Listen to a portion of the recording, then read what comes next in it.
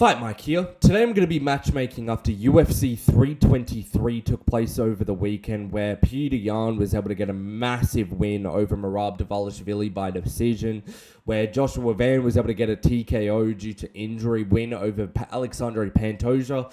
I've made a bunch of fights with all of the interesting fights on the card, a couple of rematches, but let's start off with the main event. I'm sure you know what's coming up next. It has to be the rematch between Petr Yan and Dvalishvili. It's going to be a huge fight between the two. We're going to be able to see the adjustments that both guys make. And I think that this is the only thing that can happen. You can't slot in anyone before Merab unless Merab's got some bad injuries. I assume he doesn't. I reckon he's going to be like Wolverine and have healed by tomorrow morning. We saw that photo of him busted up at the club. No chance he looks like that anymore. I swear his swelling's probably gone. He's probably got no anything. The stitches are popping themselves out. I could just see him being completely healed by now. But I think the rematch is going to be a massive fight because they're both won apiece. They've both won pretty dominantly against each other. And we're going to be able to see the adjustments that both guys are able to make coming into a rematch. It's going to be a really big and really fun fight coming into the second one. I think that they're going to put it on maybe like May or like March or May. March to May, maybe April, somewhere in between. In like a Saudi Arabia pay-per-view if they do one at the start of the year, which I think that they might. I reckon that this will be like a co-main to a Hamzat versus Imavov Saudi Arabia headline card with Petr Yan versus Dvalishvili as the co-main. So I'm really happy with it. It's going to be a fun rematch. I'm sure it will be. And we're all going to be excited. Now next, we've got Joshua Van's opponent. It's going to have to be Pantoja or Tatsuro Taira. You cannot skip Pantoja if he is available though. If he's able to come back quickly, you cannot skip him at all. And if he can't come back quickly, that's when you make the Taira fight. But we need this fight in between. We need Pantoja versus Van. We need the belt to be really handed over from one guy to another due to damage, not due to like falling on the floor and Blackman dislocating your elbow. And I think just in terms of like Joshua Van's star power, if they want to conquer and take over Southeast Asia, the UFC need to organically get this championship win. And I'm not saying this to like dig at Joshua Van. I love Joshua Van. I love his style and everything that comes with it. But I do think just from a standpoint of like having seen the best fight the best, we haven't seen that yet. I don't count what I saw yesterday a fight. I think it was just a couple of minutes of like 30 seconds of 15 seconds of scrapping and then a broken arm. So we have to see a proper fight out of this. I hope Joshua Van's able to get it done. But if Pantoja's not available yet, that's when you make the Taira fight. And if Pantoja is available, you just get Taira as a backup to the main event. So it should be a good fight when they fight again, though. Moving on for Tatsuro Taira's opponent, we got Brandon Moreno. I've matched him up with Asu Almabayev.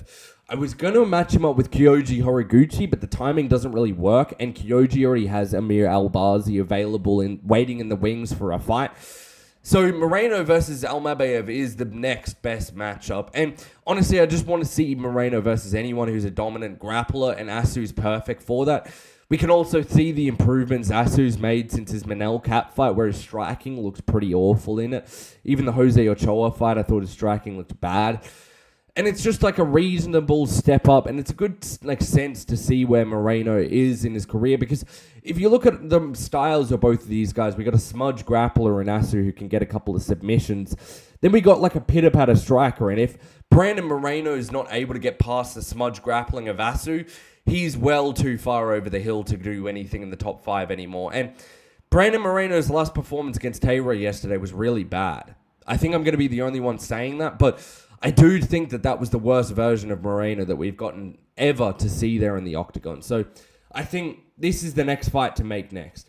Moving on for Peyton Talbot, who got a massive win over a retiring Henry Cejudo. I've got a Corey Sandhagen matchup. I was going to do like a Marlon Vera, maybe like a Song Yadong if he loses to O'Malley, but timing-wise, this fight couldn't work better. And it's actually a pretty fun fight. We can see the striking and the power and the cleanness of Peyton Talbot coming up against the pitter-patter of Corey Sandhagen. But it's going to be a really fun fight. We can see if Talbot's elite level. Funnily enough, I could see Sandhagen out grappling him worse than Cejudo or Barcelos would, and it's really crazy because Cejudo's the one with the gold medal. But I honestly think this is the real test of Talbot's elite level. Sandhagen's got really high-level jiu-jitsu, and I think that this is a big fight and a hard fight. I think if you're giving Talbot this sort of jump up, though, you have to give Barcelos a top 10 opponent at least. But moving back to this matchup, Sandhagen's really not going to like him, but I think if you make a promise that he's going to fight O'Malley on the White House card if he wins, if you make that promise, maybe he'll go for it, and then you can line up Sandhagen versus O'Malley really easily. Really easily, so I think that that's a no-brainer. Moving on for Jan Blachowicz, it's got to be Bogdan Guskov or a retirement. There's nothing else I want from him. Either try and get this back, and for Guskov, this is the only fight that makes sense for him. Run it back. It was a fun fight. Moving on for Manuel Torres, who got a great win over Grant Dawson. I've matched him up with Michael Chandler. Now, look, I've made Michael Chandler fights time and time again. I know that none of them are going to get made, but this is the fight to make. It's a barn burner. There's nothing about this fight that doesn't scream fight of the night. And I think for Michael Chandler, don't give him a ranked fighter. He does not deserve it at all. At all. I know Chandler's not going to take this because he's not ranked in the top 5. And Chandler can't weasel himself into a title shot if he wins. But he's barely ranked at least. He's not going to be that far below Michael Chandler, if at all. I could see them slotting him above Chandler. They honestly should. And Chandler needs to fight a smaller name for once, and that is Manuel Torres. Because Manuel Torres, you can say what you like about him, but he's going to be here for a while. And if he's here for a while, he's going to be putting on some fun fights for a long time. Now, for Grant Dawson, I've matched him up with Ludovic Klein, which is a weird one because Ludovic Klein only is coming off a 1-fight win streak against Mateusz Raumbetsky. But I have to make this fight because Dawson, if he's still ranked, has to fight someone unranked. And if he's fighting someone unranked, I just exited out of this. I don't know how I did that. Oh, and I spoiled the next matchup. I don't actually know how to fix this, to be honest. I hope you haven't just been spoiled of all of the rest of them, but so we've got Grant Dawson versus Ludovic Klein. If Dawson can make this, if Dawson's still ranked, this is the fight to make. Because, in my opinion, even though Ludovic Klein lost to Gamrot, that was such a massive jump up for no reason. And he didn't really get like a fair shot into the rankings with like a 12 to 15 ranked fighter. And for both guys, it's timing that really made me want to make this fight. Because Grant Dawson finished in the first round. He's going to need some time off. And for Ludovic Klein, he broke his leg. He's going to need some time off. So 9 months from now, run this fight for the rankings. It's probably going to be Grant Dawson sitting at number 15. And Ludovic Klein will be able to make his way into the rankings. I think he beats Grant Dawson. Moving on, we've got Chris Duncan versus Renato Moicano.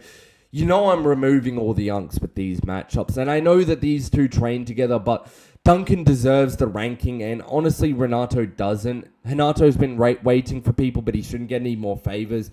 He does not deserve a Dan Hooker matchup, although he's already ranked and matched up with someone else. But Renato deserves an unranked opponent, and I think that the best one is Chris Duncan for him to come up against. We can see how good his grappling is in this sort of matchup. Moving on for Fares Ziam, another uncome defeat. I'm getting out of here. Beneil Dariush. Tell me this wouldn't be fun. We've got two really good grapplers coming up against each other, and both have decently good heat in their hands. So I'd be excited to see this one. I'd be comfortable in picking Ziam. Ziam deserves a ranked opponent, and most guys in the outside of the unranked section of the lightweight division, they deserve being ranked more than these ranked fighters do. So this is the fight to make. And last one we've got Bruno Ferreira versus Jared Cannonier. He got around Marvin Vettori. Now, let's see if he can get to the final boss in Jared Cannonier. It's going to be a tough fight. I would pick Cannonier to absolutely smoke Bruno Ferreira. So I do want to see that. Let me know what you think of these fights in the comment section below. As always, if you enjoyed the video, leave a like and a comment, and I'll catch you next time. Peace.